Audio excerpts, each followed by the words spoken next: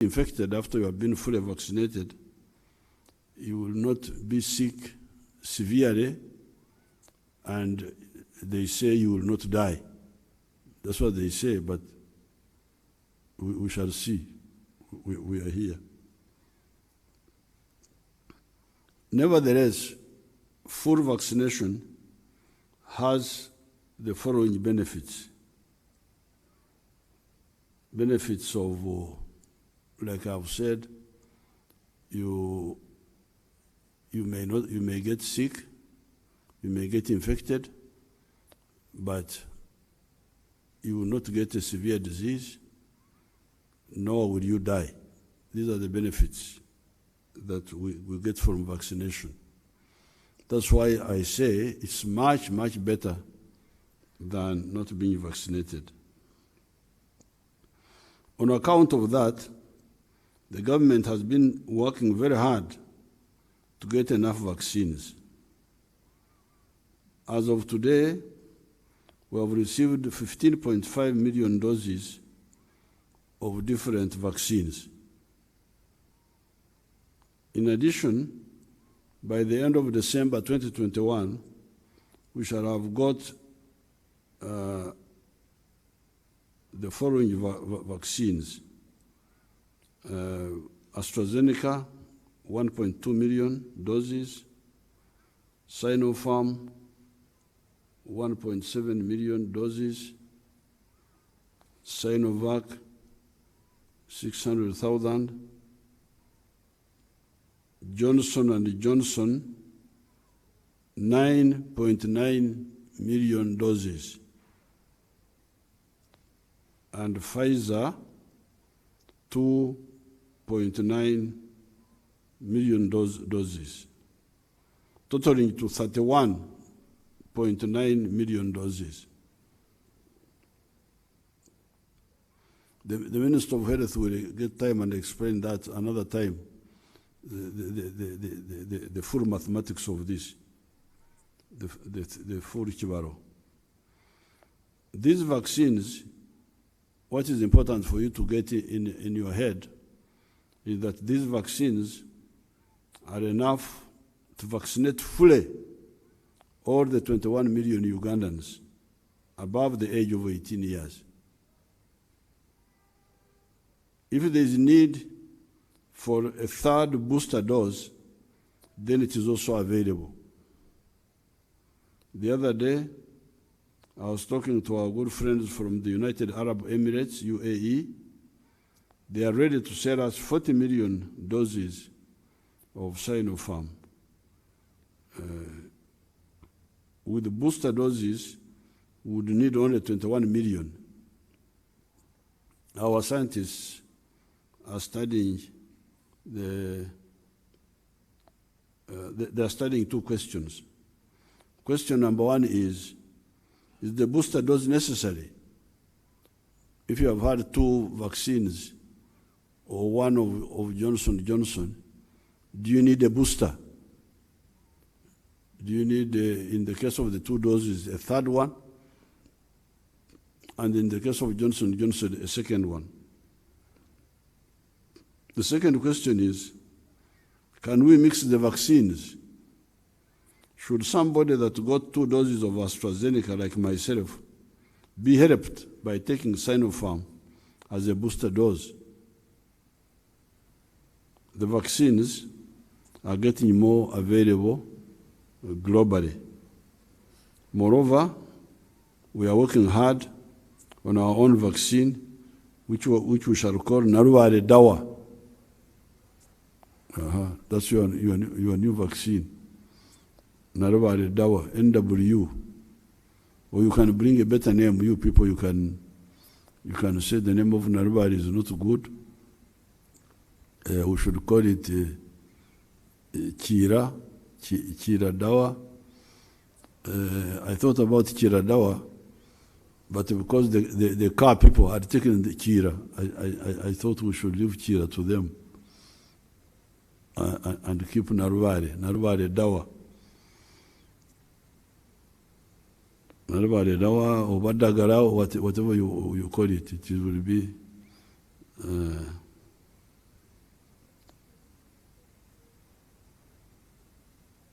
Narubali Dawa. ND, it should be ND, not NW, ND.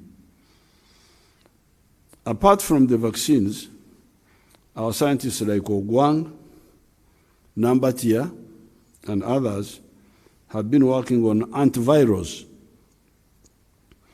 The Nambatia Katenta Apuri effort is now at the stage of clinical trials.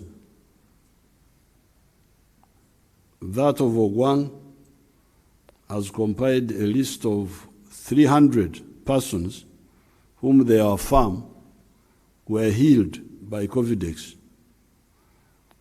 They are now going to do hospital-based clinical trials, whose results shall be communicated once they are completed.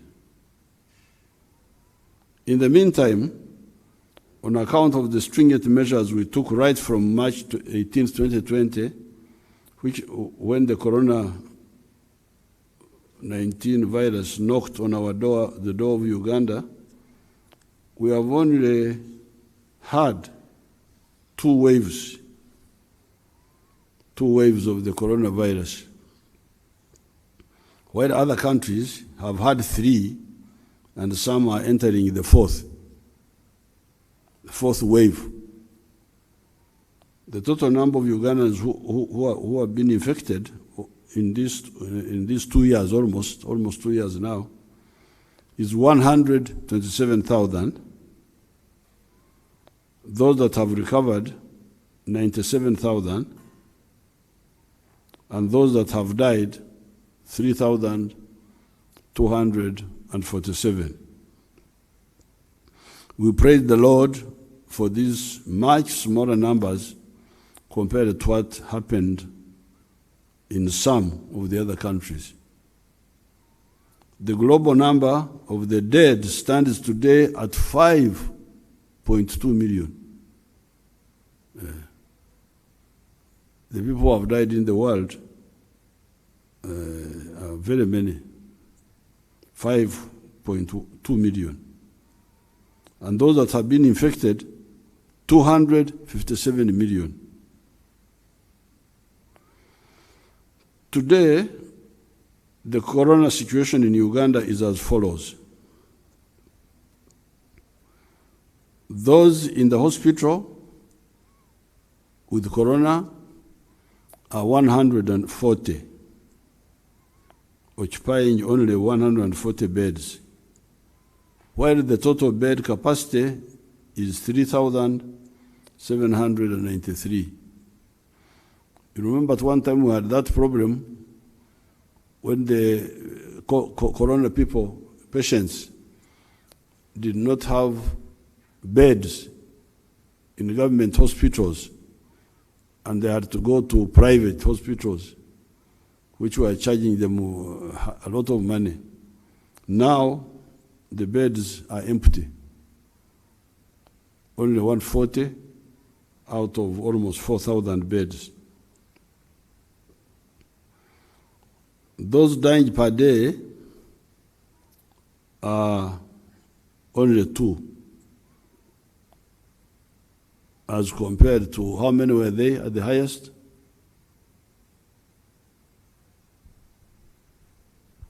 No, just tell me, I will tell them. 50. At the worst time, 54 were dying a day. Now only 2 are dying. Of course, that's not good, because 2 shouldn't be dying, but much less than the 54. And today, when you test 100,000 people, only 10 are found positive with corona, compared to 1,735 at the height of the second wave on the 10th of June, 2021. So the people who are positive now are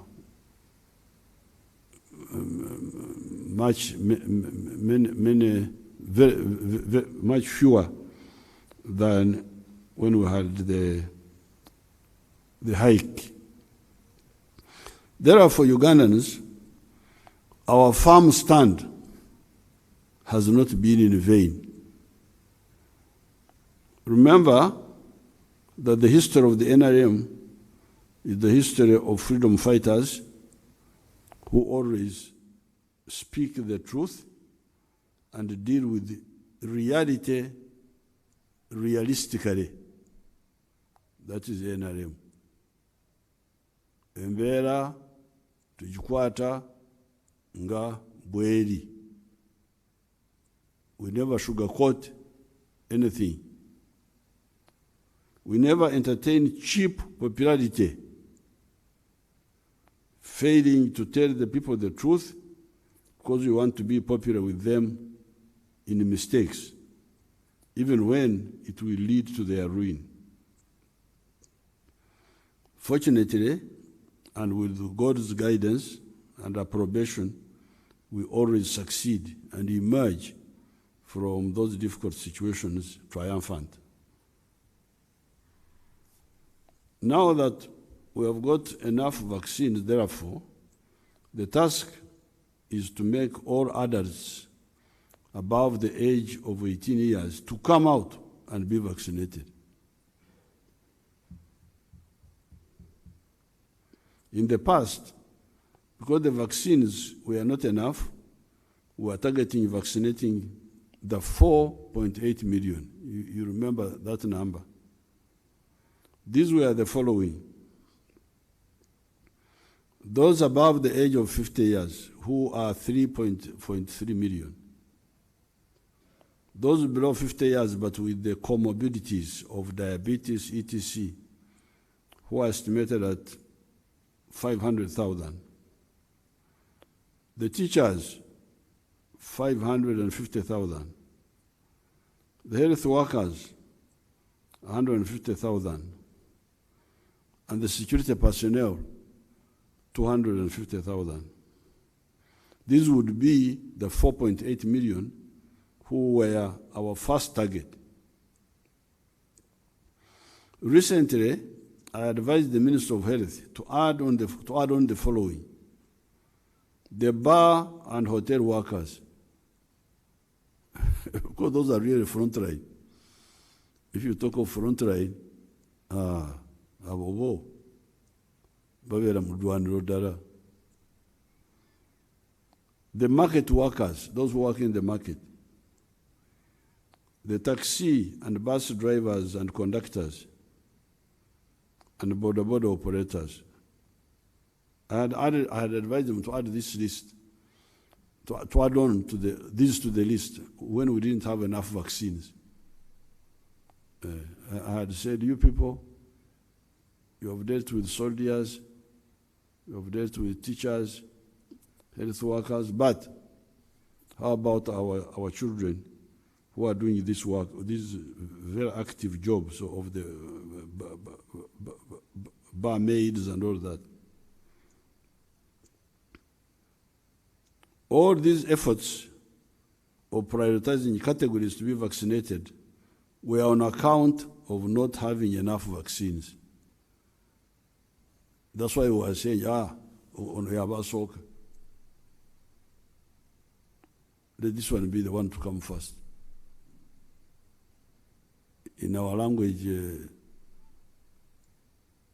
north of Karuma would say, acher, one by one. Don't come too many. Now that we have enough vaccines, the message is different.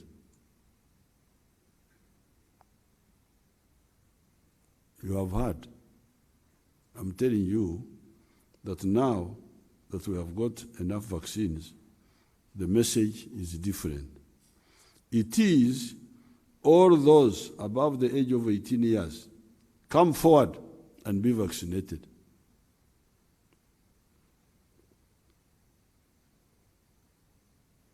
All the health center 3s will be having the vaccines. I command the RDCs and the district medical officers in each district to use the local radios to guide the vaccination efforts in the respective catchment areas of each health center 3, i.e. in each sub-county. The team of RDC and the district medical officer is the one to guide on which dates the people of Semuto sub-county, for example, should go out to be vaccinated because they are sure the vaccines will be there. I don't want you to tell people to go to the health center to be vaccinated and then the vaccines are not there. If I get such a story, I will put you in jail. I will arrest you.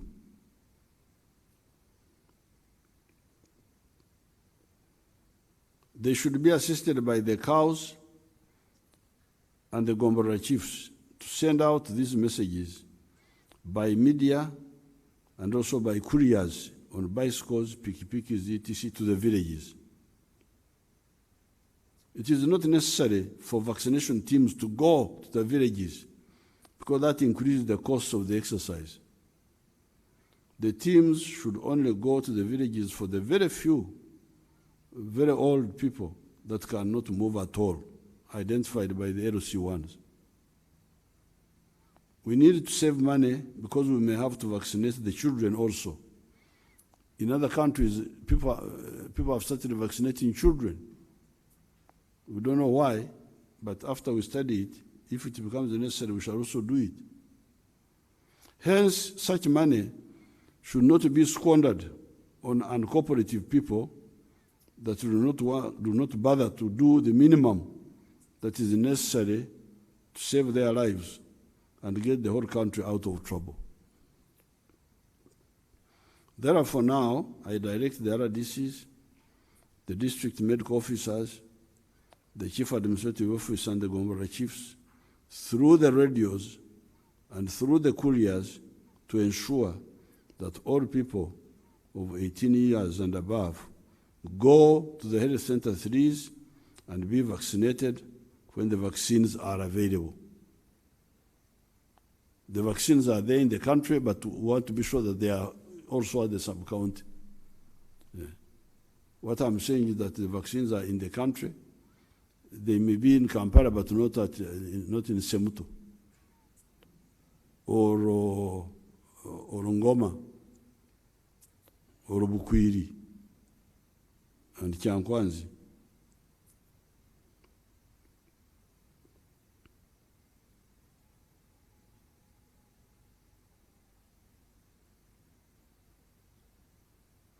The schools and the whole economy will be open in January 2022, whether some people are vaccinated or not. The Wajankole say,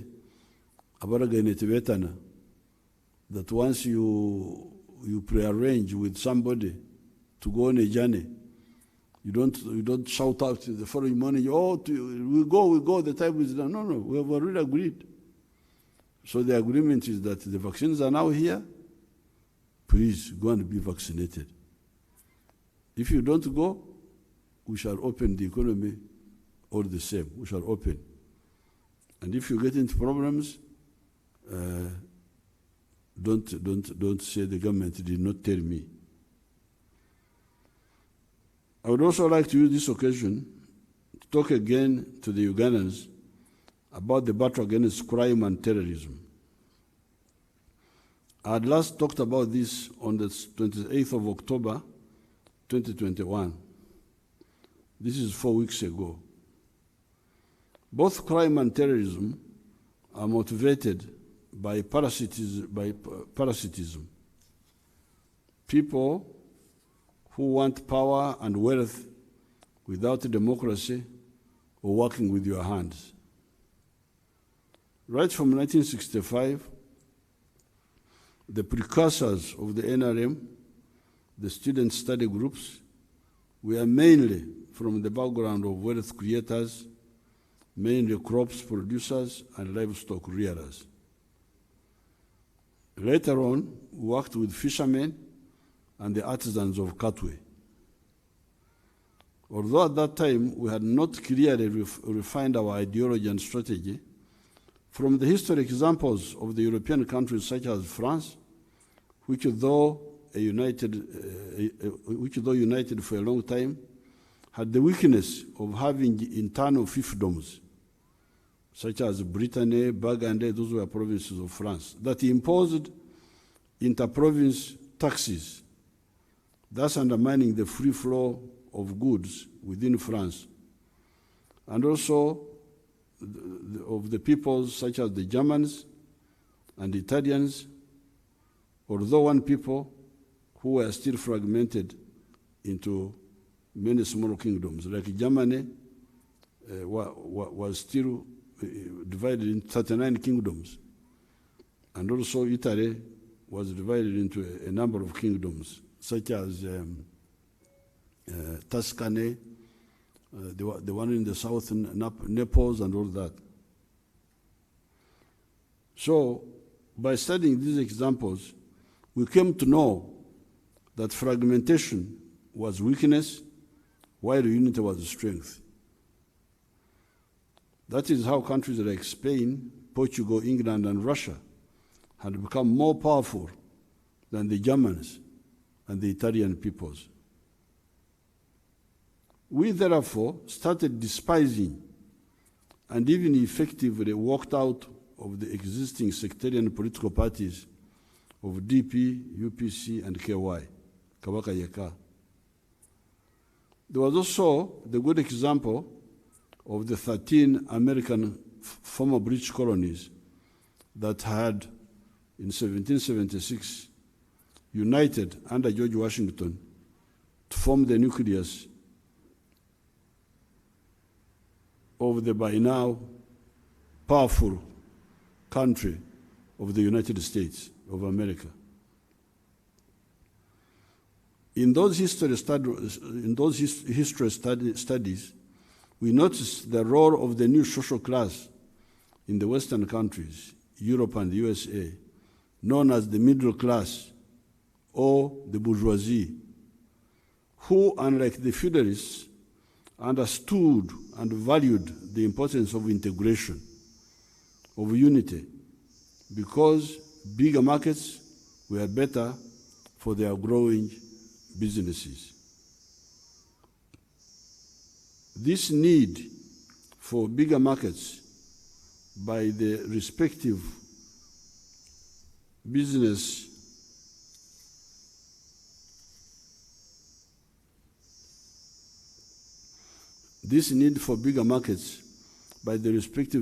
interests played decisive roles in the French Revolution of 1789. The bourgeoisie, the middle class, were the ones who were very much behind this, and the unification of Germany in 1870 to 71, mainly by the Prussian Junkers, Prussian large farmers.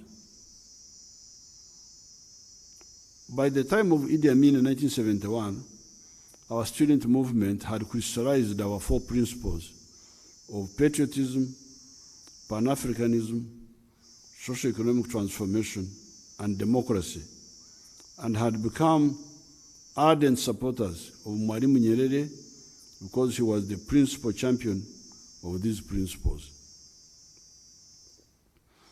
Why patriotism? No sectarianism. Why Pan-Africanism and socio-economic transformation? It is on account of the prosperity of the African populations, i.e. patriotism and Pan-Africanism, by uniting the markets for wealth creators. And then for strategic security, the idea of the East African Federation, by having stronger armies and handling security and sovereignty problems together, unlike now, when ADF is using Eastern Congo with impunity. And achieving all this by taking advantage of the oneness of the African peoples, i.e. the Bantus, the Bantu-speaking peoples of Africa, the Cushitic peoples of Africa, the Nilotic peoples of Africa, and the Afro-Asiatic people of Africa. These are the four groups of Africa. They're just four groups. We should create several powerful states, the type of India or China in Africa, to facilitate this attainment of that prosperity, strategic security, and undugu, fraternity of the African people. We should not build a Latin America in Africa, a center of weakness, but several United States or Chinas or Indias in Africa. That has been the ideology of the NRM from 1965, following Mwalimu Nyerere. Why democracy? It is because of the African people should always freely decide their destiny.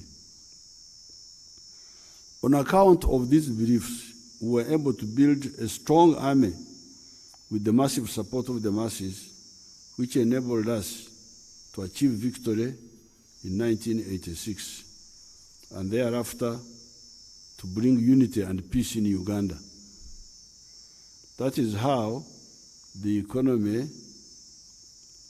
has been able to recover and expand from US dollars 1.5 billion to now $41 billion. The shortages of 1986, the Magendo, the Chibanda, the Kusamara etc. have been replaced with surpluses, Echengela, Muruganda, Omweru, Nyankore, of everything, sugar, bananas, maize, milk, industrial products, etc., etc. The country is connected by tarmac road from corner to corner, and electricity is about to reach all the sub-counties. We had only 28,000 telephones in 1986. We now have 28 million as of July 2021. While we only had 2.5 million children in the school system, we now have 15 million. The population of Uganda was only 14 million in 1986. It is now 43 million. In spite of all these positive achievements, many of them are apparent right from 1986 or even from the Bush days, e.g. the discipline of the army. Some parasitic groups feared this success. These successes would render their groups irrelevant. Initially, they were working also with some foreigners. Hence, they launched wars. Lakwena, Kony, ADF, UPA, FOBA, Itongwa, Kirimutu, etc. Between 1986 and 2007, these groups organized the rural insurgency, which involved hiding in forests or mountains, ambushing on roads, kidnapping people to be sex slaves or to fight for them, launching surprise attacks against the army, planting landmines given to them by the government of Sudan, etc., etc. By 2007, the army had developed a multidimensional capacity that could not permit such groups to operate anywhere in the rural areas of Uganda or even in the neighboring countries if the governments of those countries allow us to operate there. This is what happened in South Sudan when they allowed us to go there. We went and chased Kony from there. The government of Congo, when they allowed us to go to Garamba National Park, we chased Kony from there. This multidimensional capacity included LDUs, guarding villages against those that attack soft targets, wananchi, zonal forces that always stay in an area, e.g. a sub-county or a county, without ever leaving that area until the insurgency is defeated. Mobile forces to hunt for the terrorists in the forests. Air forces, communication intelligence operators to know what the enemy is saying and doing and where he is located, and road protection against road mines. These were all challenges in the rural areas which we had to deal with.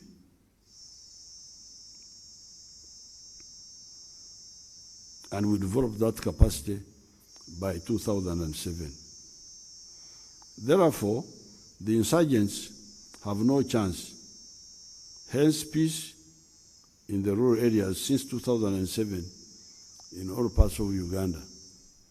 Recently, there was some cattle rustling again in Karamoja, but it is being solved because it is a rural area and things will be, the capacity is overwhelming. One of the groups, ADF, having been defeated in the rural areas, the Rwenzori Mountains, with very tough terrain, now resorted to urban terrorism. Between January and July 2001, the ADF exploded about a total of 30 explosives, killing a total of 147 people. This was in 2001. Although we were not well equipped in the towns, mainly using human intelligence, we defeated this urban terrorism campaign. There was some quiet. However, in 2012, the ADF started assassinating individuals. They assassinated 8 sheikhs by the names of Sheikh Abdul Karim Sentamu, Sheikh Abubakar Muhammad Chiwewa, Sheikh Ibrahim Chiria, this young man, I knew him very well, Sheikh Mustafa Bahiga, Sheikh Abubakar Madangu Yunus, Sheikh Rashid Wafula, Sheikh Dr. Muaya, very, very useful man of Mayuge, and Abdul Sentruga. They also assassinated Joan Kagezi, Major Kigundu, and some other people. And some other people, maybe not ADF, assassinated Kawesi, Deputy Inspector General Police, Chirumira etc. There were also other criminal acts, like the killing of the women in Entebbe, in Zana, Nansana, and the killings by the Chidawarime group of people in Nabisojo on New Year's Day, the other year. Using human intelligence, we arrested some, and others, e.g. Chidawarime, were killed. However, the investigations were inconclusive and slow. That is when I made the broadcast, the speech to Parliament on the 18th of June 2018, where I outlined 12 measures to be undertaken. This was after we had discussed in our National Security Council. Those measures have been partially implemented. The ADF controllers, being bankrupt, however, did not understand the importance of those measures, nor did they evaluate the cause of their defeat in the rural areas, in the rural insurgency, in the Rwenzori Mountains. The UPDF that defeated them in 2007 is now much stronger, actually many times stronger than it was in 2007. Their attempts to kill General Katumba on the 1st of June 2021 landed them in a trap. We were able, using the modern technology, to identify some of them. Once you get some, it is a matter of time before you get all of them. Since the Katumba attack, the following ADF supporters have been killed by the security forces: Nsubuga Muhammad, Moses Karyowa Muhammad, alias Mose,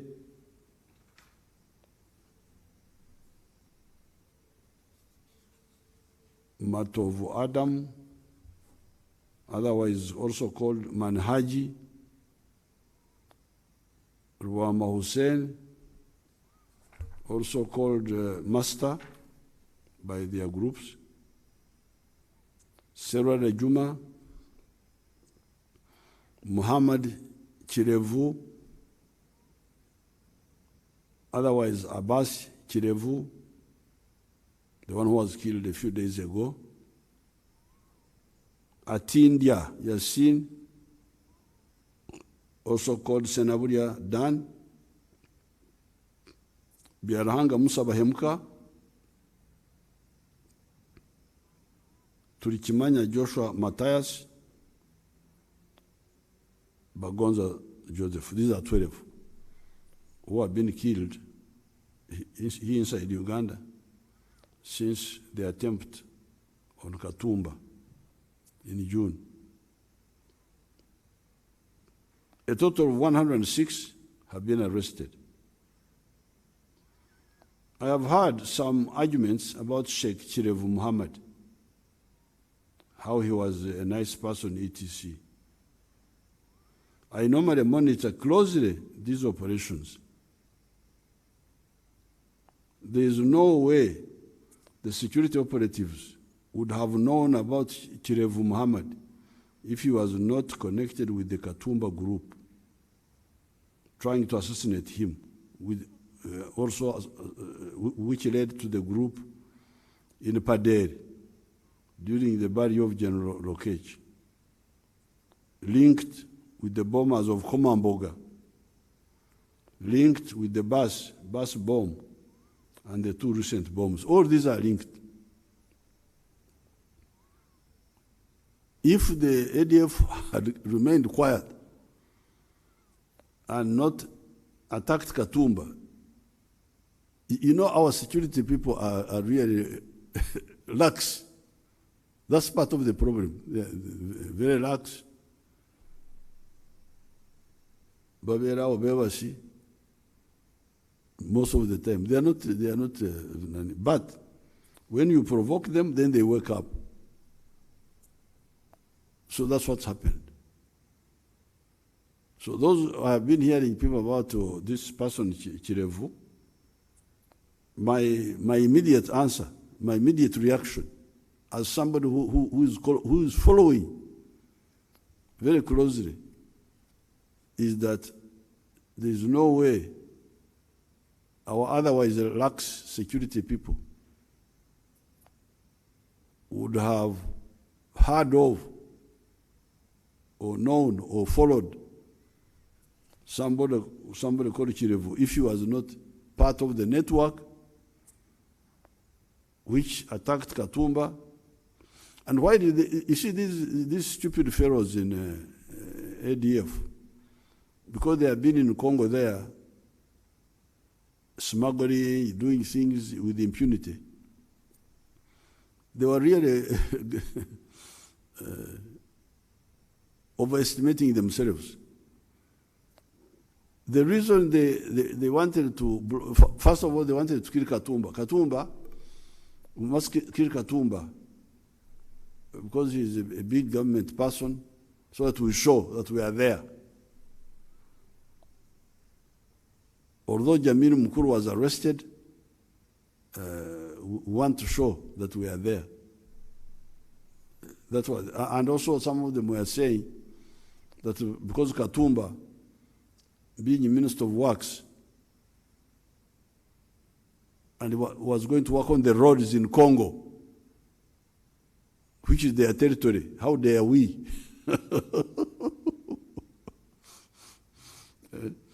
How dare anybody go to work on the roads in Congo? Congo is their territory. Tunonya Chikongo katono Katumba akola kunguto tulino kumulaga. That was those idiots when they are there talking among themselves. So now, when it backfired on them, and we started getting them, then there was a Chom Zero, which had happened. Chom Zero, a taboo. Because policemen are not supposed to be serious. This man,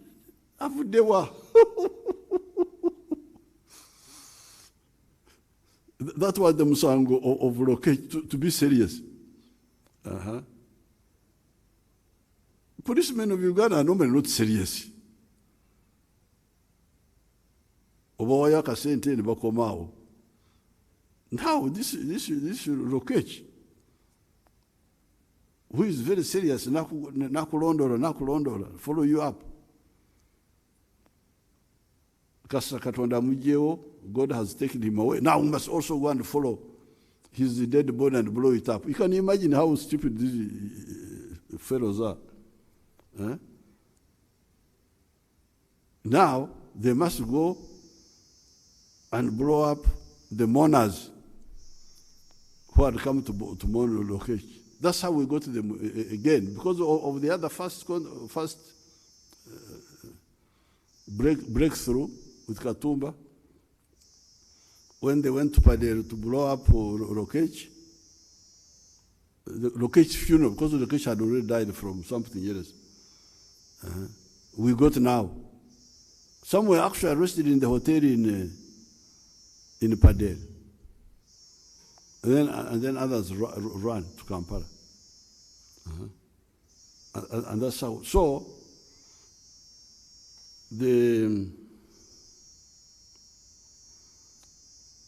a total of 106 have been arrested.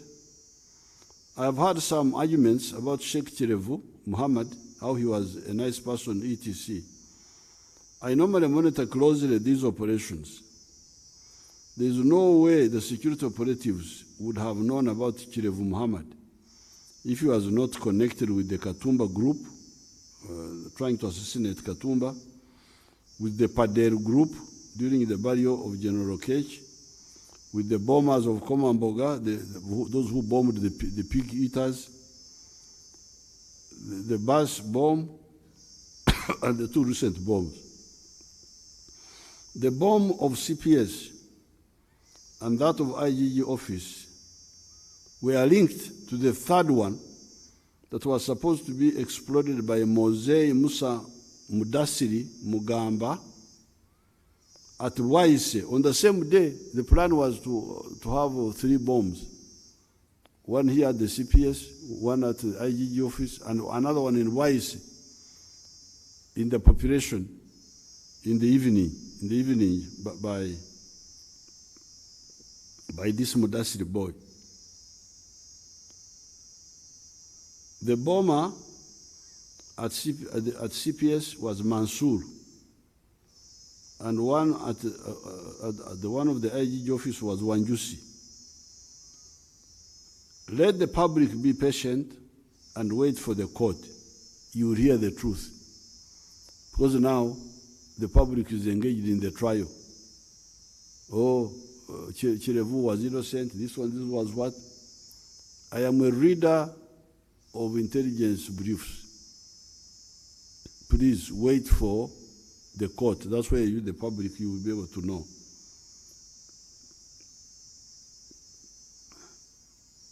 You now know, we now know a lot about these terrorists. Of course, some are not yet arrested, such as Obaida bin Bukenya. This is now the one who was coordinating the attacks on Katumba. Ubaida bin Ukenya, the member of the Ngabi clan that has now become an Arab on account of his ideological sickness. You can imagine, Ngabi katafuse Mwarabu. Ubaida bin Ukenya. He wants to be an Arab. He wants to be an Arab. How can Museveni of the Basita clan become a Jew or an Anglo-Saxon because he is a Christian? So Museveni now, I should now be a Jew now. You're a Jew.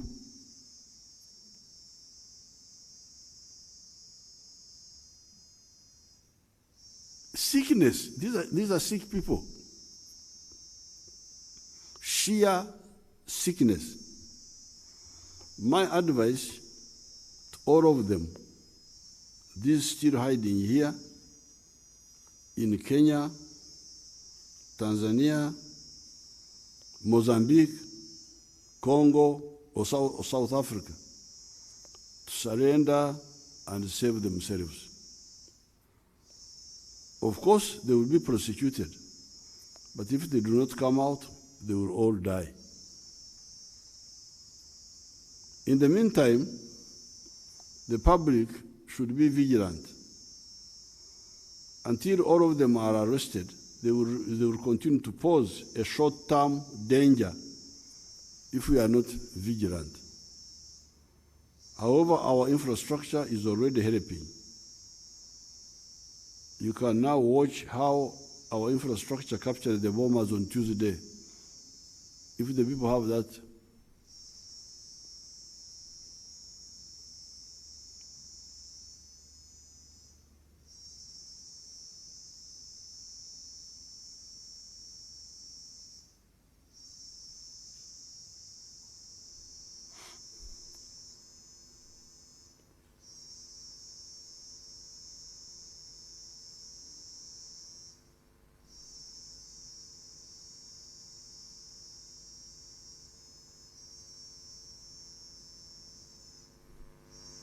that film they were showing is the one who.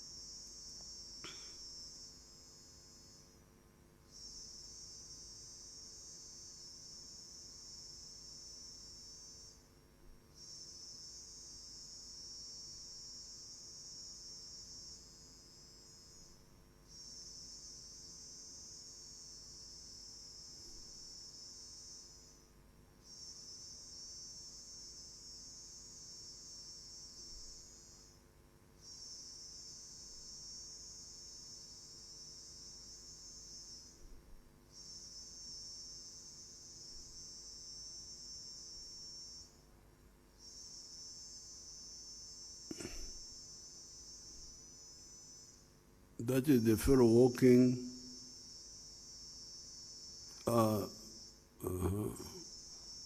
That is where now? That is the police station.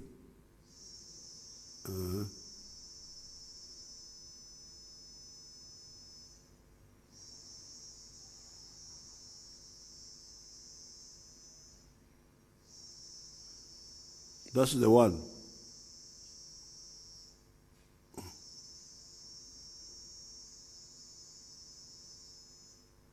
So it was like on the main road or what?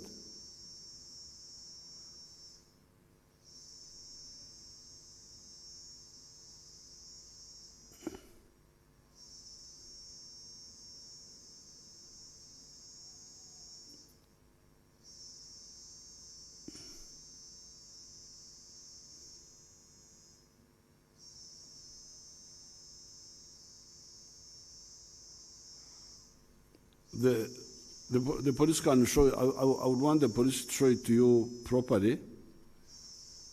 To show that the camera is useful because it's captured. Because otherwise, if we didn't have this camera, we wouldn't know. Now this is the.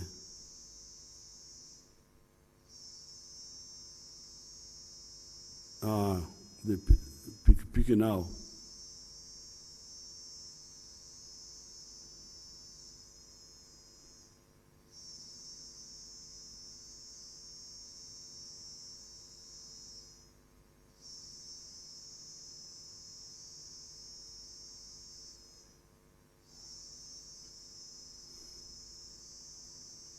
That's the one who went to the IGG office.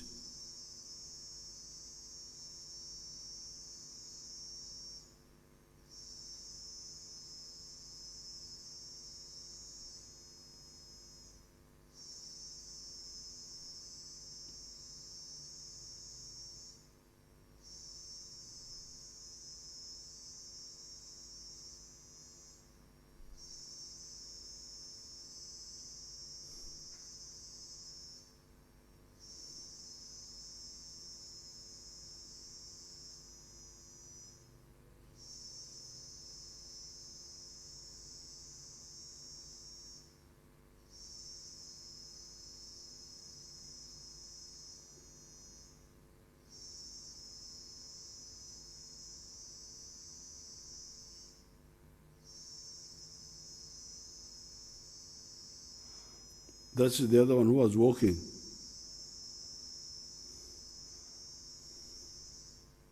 Cham Towers is where, near the police.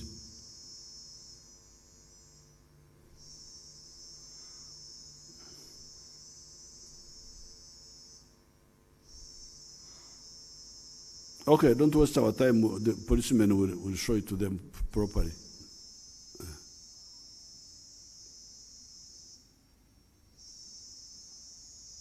You now watch how our infrastructure captured the bombers on Tuesday.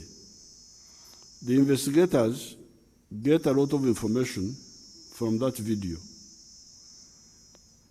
Those cameras can now see the wrongdoers. The scientists are telling me that we can add a capacity to those cameras that will enable them to smell anybody carrying explosives and make alarm so that we go for him. Because now we had not put that capacity on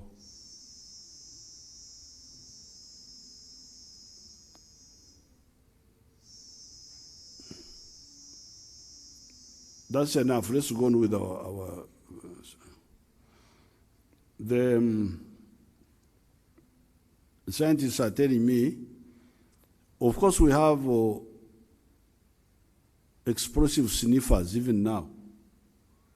We have them. Gadgets that can sniff explosives. But they have been used on individual buildings.